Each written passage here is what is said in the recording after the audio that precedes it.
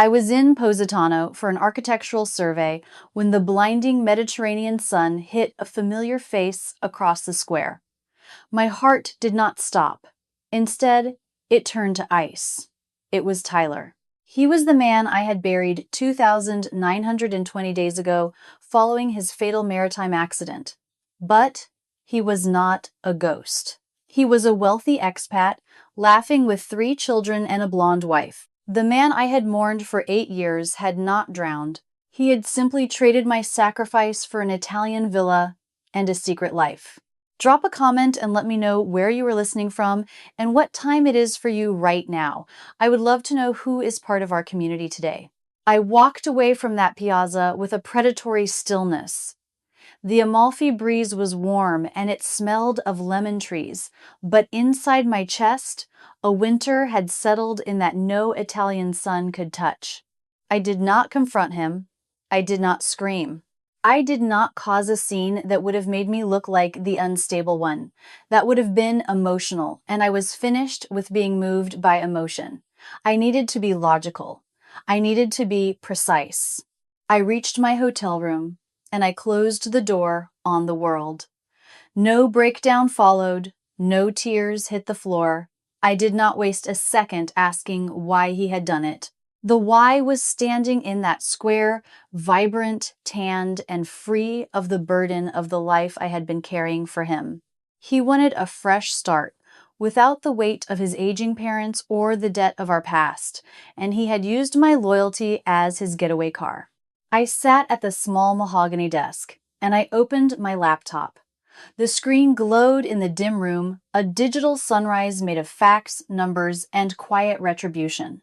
For 8 years, 2,920 days, I had been the silent investor in Tyler's version of family. I was the one who sold my own condo, my own piece of the world, to pay for his father's physical therapy and his mother's heart specialist.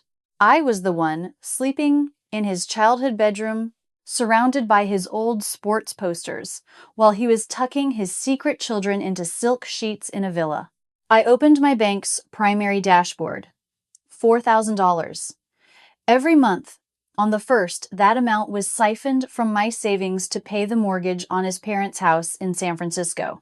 I had convinced myself it was my duty to honor his memory by protecting the people he supposedly loved. Click. I canceled the recurring transfer. It took less than 3 seconds to reclaim $48,000 a year of my own labor. Next was the pharmacy account. $1,600 a month. A standing credit line I had established to ensure Michelle and Richard never had to worry about their 12 different medications, most of which were specialized, out-of-network drugs that Medicare refused to cover. I logged in, and I revoked the authorization. I watched the status flip from active to closed. I was pulling the financial life support from the people he had discarded and dumped on my doorstep. I rubbed my eyes, trying to summon even a flicker of regret, but there was only a cold, hard clarity.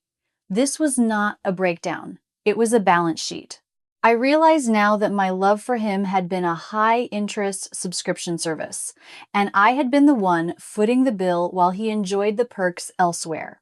My compassion was a luxury his family had overdrafted for nearly a decade, and the line of credit was officially cut. This was not revenge. It was accounting. I was simply balancing the books after 8 years of bad debt. As the moon rose over the Mediterranean, I sat in the silence, finally uncoupled from their survival. I closed my eyes in my hotel room, but I was not in Positano anymore.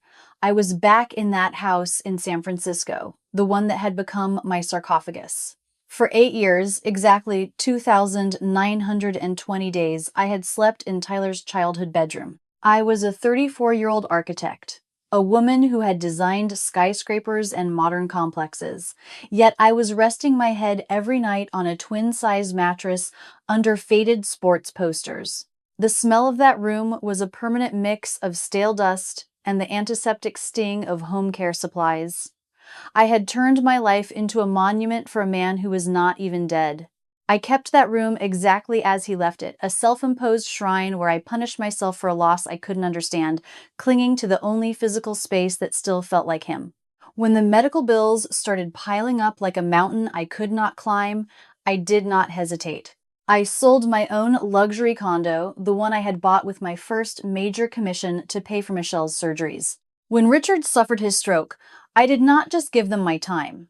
I liquidated my shares in my architectural firm to pay for his physical therapy sessions at $150 each, twice a week. I had become a martyr for a ghost. I spent my weekends measuring insulin units for Michelle and helping Richard navigate his walker across the maple floors we had once refinished together. My friends stopped calling around year 3. They did not know what to say to the woman who was playing nurse to her dead husband's parents. They saw me drowning, but they did not realize I had climbed into the water myself. I used to wonder why I stayed. People often ask how a rational, successful woman could allow herself to be hollowed out like this. The truth is, I was caught in an invisible chain, a psychological cage where the bars are not made of iron, but of misplaced loyalty, and a phenomenon called learned helplessness. When you are told often enough that you are the only hope for someone's survival, your own needs do not just become secondary, they become invisible. My goodness had been weaponized against me, turning my sense of duty into a prison with no songbird. Tyler had given me a promise on a random Tuesday morning before he died. He asked me to take care of them if anything happened, because they had no one else. I agreed with the easy confidence of a woman in love, never realizing that he was already planning his exit strategy. He faked his death to trigger a $400,000 life insurance payout money that I ended up using to pay for the very debts he created and then abandoned. While I was counting pills and scrubbing floors, he was building a masterpiece of a life in Italy. Every sacrifice I made was a brick he used to build his villa. I was not just his wife. I was his ultimate utility, the person he knew would never stop giving until there was nothing left. But standing in that square in Positano, I realized the chain was finally broken. The bars of that invisible cage dissolved under the hot Mediterranean sun. I was not a victim anymore. I was a survivor who had finally realized the door was never actually locked. The phone rang at midnight, Positano time. It was a jagged, intrusive sound that sliced through the quiet of my hotel suite. I did not have to check the caller ID to know it was Michelle. The financial blackout had hit their side of the Atlantic, and the vultures were starting to circle. I did not say hello. I just listened. Michelle did not lead with a question about my trip or a how are you. Her voice was a serrated edge of entitlement. She was screaming about financial elder abuse because her heart medication was not ready for pickup at the pharmacy. To her, the $1,600 I paid every month was not a gift. It was a right. She spoke as if I had stolen something from her, rather than simply stopping a charity she never deserved. Then came Richard. I could hear him in the background, his voice raspy but sharp with his usual brand of poison. He left a follow-up voicemail when I refused to engage. He snarled that Tyler never trusted me with the accounts and that I was finally showing my true greedy colors. It was a line I had heard for years, a psychological jab meant to keep me defensive and compliant. But this time, it felt like reading a poorly written script from a play I had already walked out of. They did not stop at phone calls. By 2 in the morning, they had taken their toxicity to the public square. They posted on the family Facebook group a long, rambling accusation about an ungrateful daughter-in-law who had abandoned her dying parents to go on a lavish Italian vacation. They even tagged a few of my professional contacts. The post said, "Some people only care for family when the insurance money is fresh." It was a fascinating study in the trap of normalized cruelty. For 8 years, I had been so consistent, so reliable, that I had ceased to be a person in their eyes. I had become a utility like the electricity that stays on or the water that flows from the tap. You do not thank the faucet for the water. You only get angry when it runs dry. Because I had normalized my own sacrifice, they had categorized my soul as a basic service. Their cruelty was not a sudden shift. It was the natural reaction of people who felt their faucet had malfunctioned. Seeing those accusations online was the final nail in the coffin of my compassion. They were not grieving Tyler, they were grieving the $4,000 monthly mortgage payment and the easy life my labor provided. They showed zero concern for my well-being, only for their lost stipend. My guilt, which had been a heavy anchor for nearly a decade, suddenly felt as light as ash. I went back to my laptop. The gloves were officially off. If they wanted to play the abandonment card, I was going to show them exactly what a professional legal abandonment looked like. I sat in a glass-walled office in San Francisco, the city's gray maritime fog a perfect match for my mood. I was not there for a consultation. I was there to hire a mercenary. Patricia Chen sat across from me, her reputation for handling elder fraud and high-stakes asset protection preceding her. I laid out the Amalfi photos and the financial records from the last 8 years. I did not need a shoulder to cry on. I needed a legal scalpel. He never revoked the power of attorney, Patricia said, her eyes scanning a document with clinical interest. Because he was only classified as missing presumed dead rather than legally deceased, his durable power of attorney remained a live weapon that he used to bind me to his family's financial ruin. I felt a chill that had nothing to do with the air conditioning. Tyler had not just faked his death, he had left a backdoor open. By keeping the power of attorney active, he had ensured that I remained legally bound to his family's liabilities. I had been signing for Michelle's surgeries and Richard's care using a legal authority. Tyler intentionally left as a trap. If his parents defaulted or if creditors came calling, the paper trail led straight back to my architectural license and my personal assets. It was a masterpiece of parasitic engineering. Then came the kill shot. Patricia pulled up the digital records for the life insurance claim, the $400,000 I thought was a tragic consolation prize. The signature on the final disbursement, she said, pointing to the screen, "It is not yours." I stared at the elegant curves of my own name. It was a perfect imitation, but the timestamp on the digital filing was from a Tuesday I was in surgery with Michelle. Tyler had forged my signature to trigger the payout before he vanished. He had funneled the insurance money into our joint account to keep the bank satisfied, then methodically siphoned it into offshore holdings, leaving me with the legal liability of the debt while he ran off with the cash. It did not stop there. He had used my professional credentials to siphon $80,000 from our joint San Francisco accounts into offshore holdings in the weeks leading up to the cruise. He had diverted all bank alerts to an encrypted email account I never knew existed and set our statements to paperless to ensure no red flags ever reached my mailbox. He had not just abandoned me, he had turned me into an unwitting accomplice in a federal fraud scheme. He used my loyalty as his offshore bank. I sat back, the weight of the realization pressing the air from my lungs. I allowed myself a moment of intense reflection on the what if. If I had not gone to Positano, if the sun had not hit his face at exactly that angle, I would have spent the rest of my life paying off the debts of a criminal. I would have died in that twin bed, never knowing that the man I loved had built a villa out of my stolen future. That world, the one where I never found out, was a slow-motion execution. Without this discovery, he would have eventually resurfaced to claim my uncle's $300,000 inheritance too. But that world was gone. I told Patricia to file the petition for emergency guardianship immediately. I was going to place a judgment lien on the house to recoup 8 years of stolen labor and mortgage payments, effectively stripping Tyler of the equity he thought he was preserving for his return. Not to keep them, but to lock Tyler out. I was turning the faucet into a fortified dam.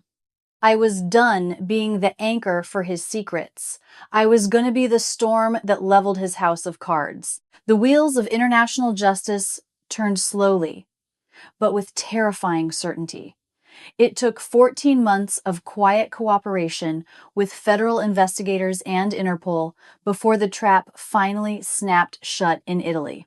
The cold tiles of the San Francisco Hall of Justice were a long way from the sun-drenched cliffs of Positano.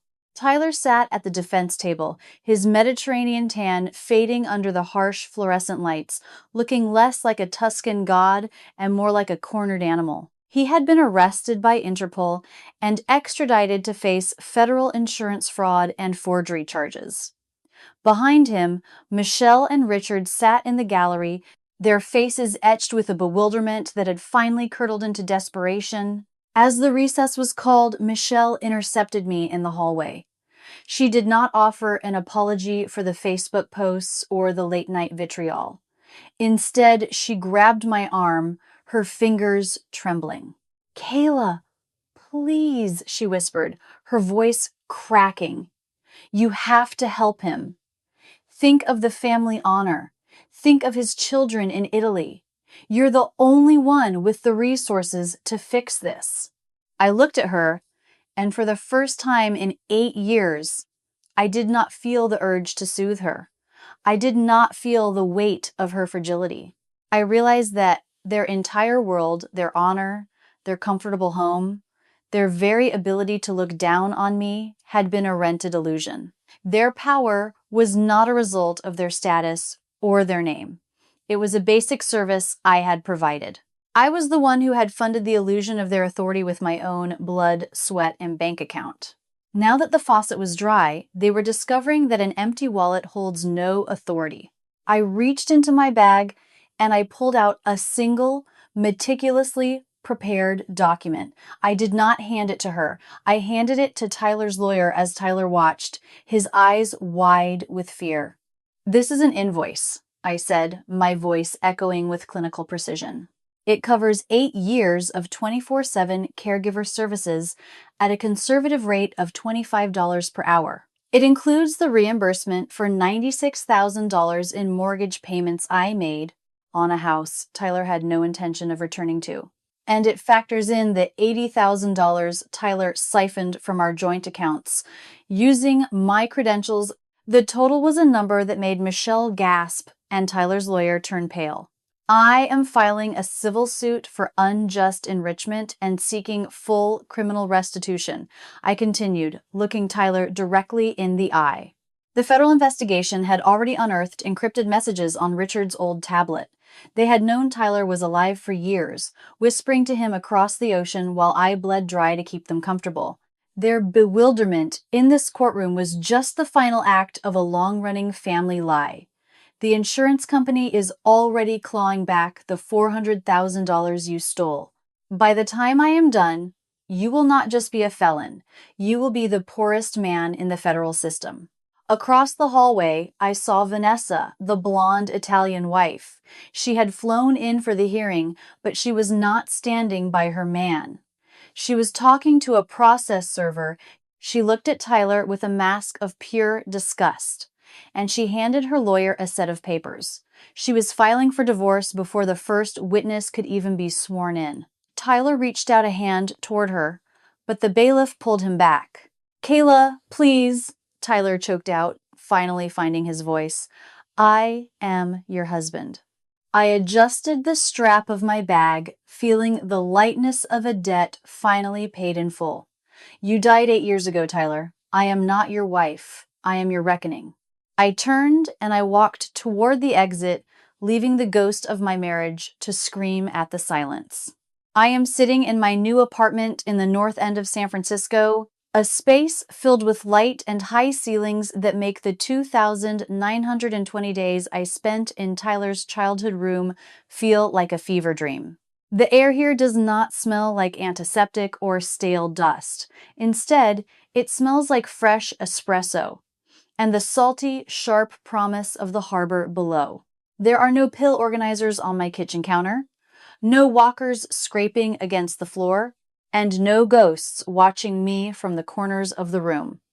For the first time in 8 years, the only life I am responsible for managing is my own. The legal storm that started in that piazza in Positano has finally made landfall, and the wreckage is absolute. Tyler is currently being held without bail, facing federal charges for insurance fraud, forgery, and grand theft. The Interpol warrant and the evidence of his offshore siphoning made his defense impossible. Vanessa, the woman he tried to build a sanctuary with on the Amalfi Coast, did not look back. She finalized their divorce in record time, moving to another province to protect her children from the scandal of a man who faked his own death to avoid a mortgage. Tyler wanted a fresh start, and he got one in a federal cell where his Mediterranean tan is nothing but a memory. Michelle and Richard are no longer my burden to carry. Once the power of attorney was revoked and the guardianship was settled, the state stepped in. Because Tyler was forced to pay back the $96,000 in mortgage payments he siphoned through me, plus the $400,000 in insurance restitution, his parents' assets were liquidated. They are now in a state-run long-term care facility. It is not the luxury villa Michelle dreamed of, but it is safe and it is honest. The last time I saw them, Richard tried to call me useful one last time. I did not get angry. I just walked out the door and let the silence answer him. I have my own anchor now. My Uncle Theodore's $300,000 inheritance was finally cleared. It had been tied up in probate for years, frustratingly out of reach while I was selling my firm shares just to keep Tyler's parents afloat. I used a portion of it to buy this apartment and the rest to rebuild my architectural firm from the shares I once sold to save people who never intended to save me. I have learned that there is a profound difference between being a martyr and being a partner. I spent nearly a decade confusing the two, believing that the more I suffered, the more I loved. This journey taught me the hardest lesson of all, letting go of bloodlines to find yourself. We are told from birth that family is an unconditional debt, a promise that must be kept regardless of the cost to our own souls. But loyalty to a parasite is not a virtue. It is a slow-motion suicide. I had to let the version of Kayla the caretaker die so that Kayla the architect could live. Freedom does not feel like a celebration. It feels like a long, quiet exhale after holding your breath for 8 years. I have come to realize that we all spend our lives holding cups, waiting for the people we love to fill them. I spent 8 years holding an empty cup for a ghost, and all I got was a hand that cramped from the weight of the nothingness. If you find yourself in a similar situation, trapped by a promise made to someone who is not standing beside you in the trenches, remember this: you cannot pour from an empty cup, and you certainly cannot drink from a cup filled with lies. Forgiveness is not always about the other person. Sometimes it is the only way to set yourself free from a past that is trying to drown you. I did not forgive Tyler for his sake. I forgave myself for believing him. Loyalty is not a debt you owe to a name. It is a gift you give to those who earn it. If this story reminded you that it is okay to choose yourself, hit the share button. Let us help others find the courage to walk away from their own ghosts. Comment architect if you are busy building your own future right now.